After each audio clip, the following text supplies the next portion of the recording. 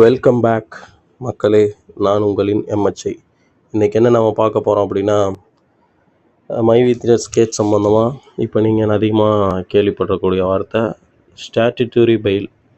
முன்னாடி ஆன்டிசிபரி பெயில்னு கேள்விப்பட்டிருப்பீங்க.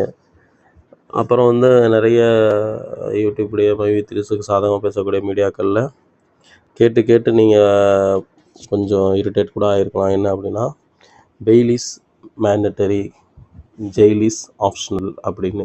பெயில் கொடுக்கறது கட்டாயம், ஜெயிலுங்கிறது அது ஒரு ஆப்ஷன் தான் அப்படின்னு.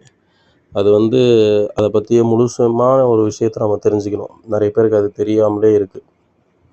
அப்புறம் செக்ஷன் கிராவிட்டி அப்படின்ட்டு இந்த ஒரு வார்த்தையை வச்சு நீங்கள் நிறைய கூகுளில் சர்ச் பண்ணி பார்க்குறீங்க.